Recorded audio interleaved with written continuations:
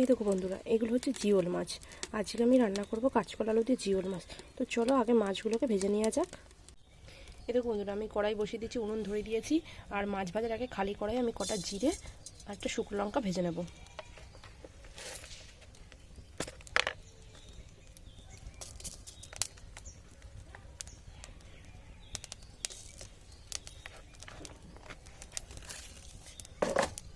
এইগুলো আমি ভালো করে একটু ভেজে নেব।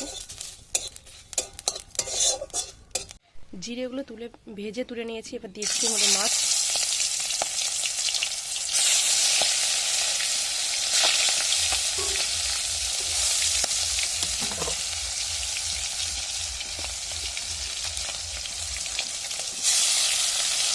কড়াই হালকা তেল ছিল বলে কড়াইয়ে জিরে ভাজার আগে ডিম দিয়েছিলাম আর কড়াইটা পুড়ে গেছে পুরো।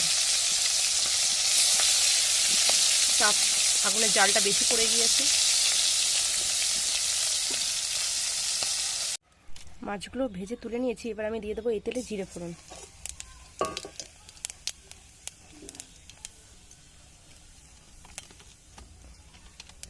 আর এদিকে আমি কাঁচকলা আলু আর কাঁচা লঙ্কা চিড়ে রেখেছি। এবার আমি এগুলোকে দিয়ে দেবো। জিরেটা ভাজা হয়ে গেছে।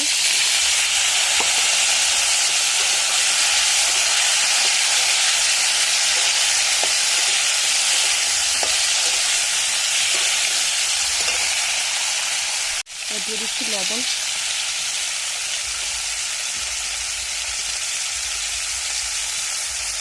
দিয়ে দিচ্ছি হলুদ,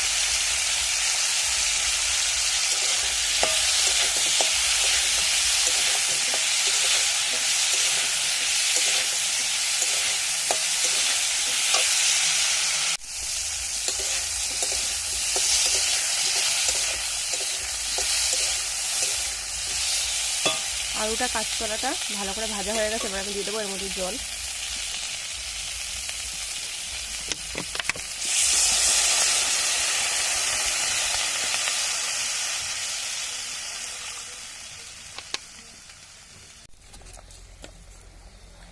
ঝোলটা টকবক করে ফুটে গিয়েছে। এবার আমি দিয়ে দেবো এর মধ্যে মাছ।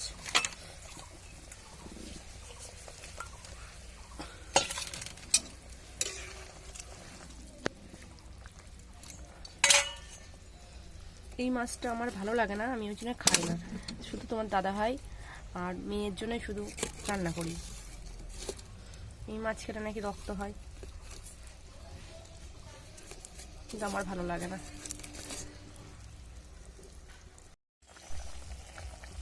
এবার আমি দেখবো আলুটা ভালো মতো সিদ্ধ হয়েছে নাকি।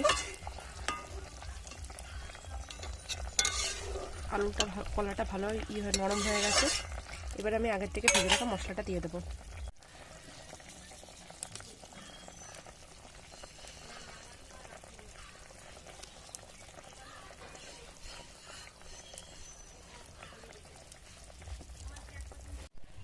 তরকারিটা হয়ে গেছে। এবার আমি তরকারিটা নামিয়ে নেব।